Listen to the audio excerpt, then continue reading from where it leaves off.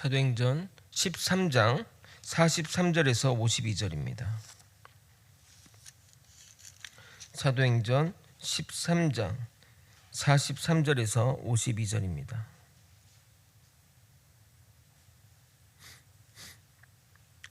신약성경 221면입니다. 저와 번갈아 교독하고 마지막 절 함께 읽겠습니다. 회당의 모임이 끝난 후에 유대인과 유대교에 입교한 경건한 사람들이 많이 바울과 바나바를 따르니 두 사도가 더불어 말하고 항상 하나님의 은혜 가운데 있으라 권하니라. 그 다음 안식일에는 온 시민이 거의 다 하나님의 말씀을 듣고자 하여 모이니 유대인들이 그 무리를 보고 시기가 가득하여 바울이 말한 것을 반박하고 비방하거늘 바울과 바나바가 담대히 말하여 이르되 하나님의 말씀을 마땅히 먼저 너희에게 전할 것이로되 너희가 그것을 버리고 영생을 얻기에 합당하지 않은 자로 자처하기로 우리가 이방인에게로 향하노라. 주께서 이같이 우리에게 명하시되 내가 너를 이방의 빛으로 삼아 너로 땅끝까지 구원하게 하리라 하셨느니라 하니 이방인들이 듣고 기뻐하여 하나님의 말씀을 찬송하며 영생을 주시기로 작정된 자는 다 믿더라. 주의 말씀이 그 지방에 두루 퍼지니라. 이에 유대인들이 경건한 귀부인들과 그 신의 유력자들을 선동하여 바울과 바나바를 박해하게 하여 그 지역에서 쫓아내니 두 사람이 그들을 향하여 발의 티끌을 떨어버리고 이고니온으로 가거늘 제자들은 기쁨과 성령이 충만하니라. 아멘. 비시디의 안디옥에서 사도 바울이 첫 취임 설교를 했고 이에 많은 이들이 반응하여 말씀 듣기를 간구하고 은혜를 사모했습니다. 그러나 같은 말씀이 선포되어도 어떤 이들은 은혜로 받지만 어떤 이들은 은혜와는 정반대의 방향으로 나아갑니다. 오늘 본문 가운데도 그러한 것들을 확인할 수 있습니다. 사도 바울의 첫 설교 이후로 반대자들이 나와 그들을 쫓아내는 장면이 기록되어 있습니다. 반대자가 있다는 것이 꼭 그의 설교가 잘못되었다고 인식해서는 안 됩니다. 진리의 선포 가운데 반드시 반대가 있기 마련입니다. 이 일로 인해 또 다른 하나님의 계획이 시작됩니다. 오늘도 복음 전파에 따른 상반된 두 반응을 보면서 우리가 무엇을 붙잡아야 되는지 살펴보도록 하겠습니다. 사도 바울의 말씀이 사람들에게 일파만파 영향을 미치게 되었습니다. 즉석에서 다음 안식일에도 말씀을 전해달라고 요청이 들어올 정도였으니 말입니다. 그들은 모임이 끝난 후에도 해산하지 않고 그리고 사도들의 말씀을 더 들으려고 했고 바나바 사도와 함께 번갈아 말씀을 전하고 그들에게 은혜를 끼치게 됩니다. 43절을 읽어드리도록 하겠습니다. 회당의 모임이 끝난 후에 유대인과 유대교에 입교한 경건한 사람들이 많이 바울과 바나바를 따르니 두 사도가 더불어 말하고 항상 하나님의 은혜 가운데 있으라 권하니라. 그렇게 한 주가 지나고 그리고 다음 주가 되었는데 그동안 소문이 퍼져 비시디의 안디옥에 있는 거의 모든 유대교인들이 예배에 참석하게 됩니다. 44절입니다. 그 다음 안식일에는 온 시민이 거의 다 하나님의 말씀을 듣고자 하여 모이니 정말 사람들로 인산이례를 이뤘을 것입니다.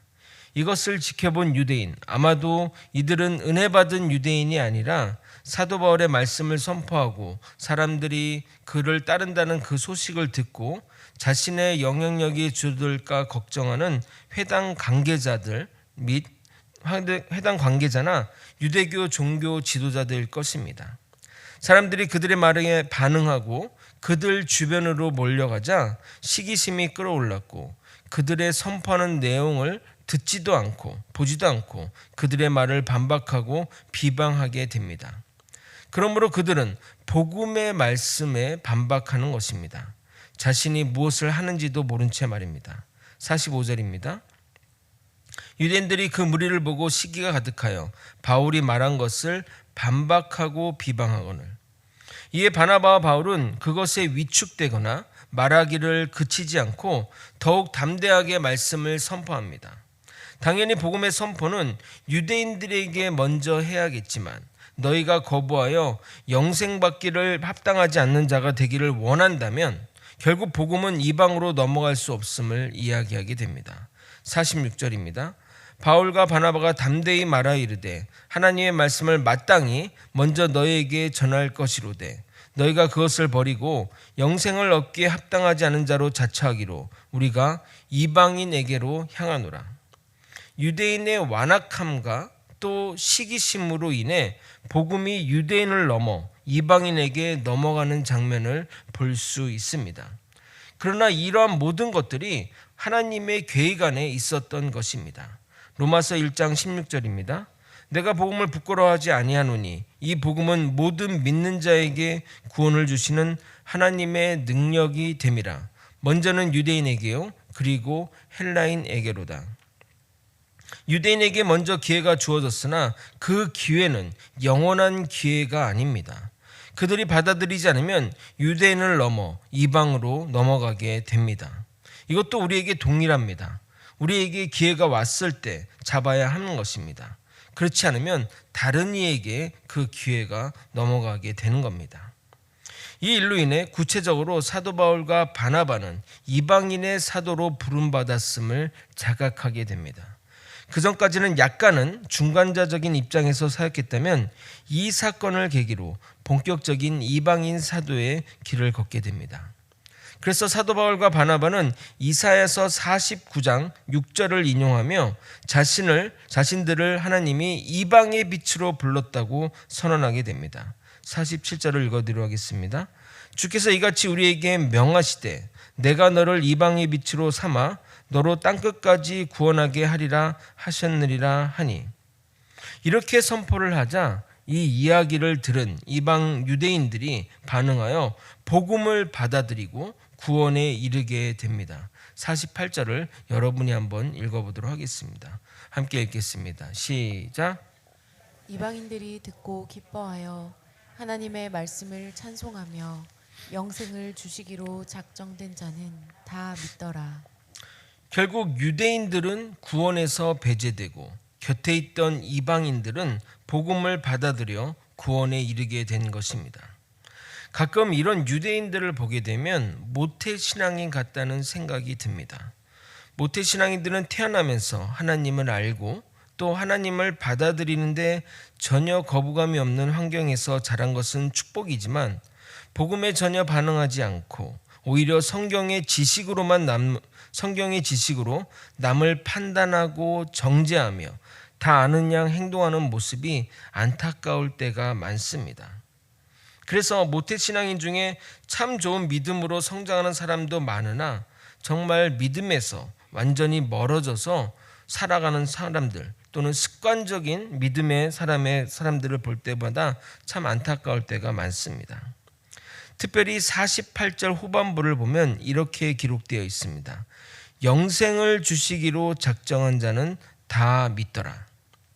이 말씀은 지난 주일 웨스트민스터 신앙고백에서 다룬 예정론의 근거 성경 구절입니다. 이거 말고도 여러 군데 이제 예정론에 관련된 성경 구절이 있습니다. 모든 이들이 믿는 것이 아니라 하나님이 작정한 자들만 믿었다고 기록되어 있는 것입니다. 기독교, 특히 장로교를 비판하는 이단들은 마치 장로교단이 예정교리를 만들어 하나님을 오도했다고 말하는데 절대 그렇지 않습니다. 성경의 교리는 성경에서 먼저 나온 것이지 교리가 먼저 나오고 성경 구절을 가져다 쓰는 것이 아닙니다. 사실 예정교리는 잘못 이해하면 시험 들기 딱 좋은 교리입니다. 하나님이 구원받을 사람과 구원받지 못할 사람을 정해놓았다고 하니 어찌 이해가 쉽게 되며 시험 들지 않겠냐 이 말입니다. 물론 하나님은 구원받은 사람을 태초부터 예정해 놓으셨다고 얘기를 하셨는데, 그럼 궁극적으로 그 반대급부는 뭡니까? 예정되지 않은 사람이 있다는 것 아니겠습니까? 이제 이 예정교리가 요 교리인데 쉽게 들으면 이해가 되지도 않고 또 뭔가 이렇게 좀 해석이 잘 안 되는 부분들이 있습니다. 그런데 만약 인간이 만들었다면 왜 이렇게 시험 들게 만들겠습니까? 좋은 게 좋은 것으로 만들지 않겠냐 이 말입니다. 예정 교리는 인간이 만들 수 없는 교리입니다. 그러나 성경의 증거들이 그렇게 이야기를 하니 우리도 이해는 안 되지만 하나님의 뜻이라고 이야기하는 겁니다. 나중에 이 예정 교리를 최대한 이해되게 설명해 보겠습니다. 아무쪼록 그때까지 오해하지 말고 성경이 말하는 기준으로 교리가 만들어졌다는 것을 명심했으면 좋겠습니다. 제가 왜 이 얘기를 좀 하냐면 그 신천지나 이런 사람들이 장로교나 이런 것들을 공격할 때 이런 것들을 얘기를 하더라고요. 뭐 우리는 잘 모르니까 잘 모르니까 그런 것에 이렇게 넘어가는 경우들이 있기 때문에 나중에 한번 또 깊게 좀 다뤄보도록 하겠습니다. 이어서 50절을 함께 읽도록 하겠습니다. 함께 읽겠습니다. 시작. 이에 유대인들이 경건한 귀부인들과 그 신의 유력자들을 선동하여 바울과 바나바를 박해하게 하여 그 지역에서 쫓아내니 항상 이렇게 음모자들을 보게 되면 자신은 뒤에 숨고 다른 사람을 세워 일을 벌이게 됩니다. 절대 전면에 나서지 않으면서 자신이 목적한 바를 이루게 됩니다. 과거 어느 교회에서 자꾸 연속적으로 교회 사역을 방해를 주고 성도 간의 이간질을 일으키고 혼란을 일어난 적이 있었습니다. 처음에는 이러한 일들을 개별적으로 처리하면서 시간과 에너지를 쏟았는데 좀 더 그것들을 깊게 내려가니 그 모든 일에 배후가 있었던 겁니다. 한 성도가 다른 사람을 시켜 거짓말을 퍼뜨리고 또 다른 사람을 통해 이간질을 시키고 했던 것입니다. 정작 그분의 이미지는 너무나 좋아서 누구도 그분이 배후에 있는 줄 몰랐습니다. 하지만 정작 그분에 가서 왜 그랬냐고 물어볼 수는 없습니다. 만약 그렇게 하면 저에게 이야기한 그분의 그 신분을 밝혀야 하기에 문제가 복잡해지기 때문입니다. 하지만 문제의 원인을 알고 나서는 절대 흥분하지 않고 하나씩 문제를 해결해 나가며 압박해 가니 위기감을 느꼈는지 뒤에서 배후 조종하며 행동하지는 않았습니다. 사람들 앞에 나서서 행동하는 사람은 오히려 문제될 것이 없습니다. 하지만 뒤에서 사람들을 조종하는 사람들은 겉으로 웃지만 속으로는 검은 속을 가진 자들이기에 정말 조심해야 됩니다. 왜냐하면 문제의 원인은 많은 시간이 흐른 후에 밝혀지는 경우들이 많기 때문입니다. 두 사도는 자신을 쫓아내는 그들에게 예수님이 하셨던 방식으로 관계를 끊고 복음이 필요한 다른 곳으로 나가게 됩니다. 비시대 안디옥에서 125km 떨어진 동남쪽에 이고니온으로 이동하게 됩니다.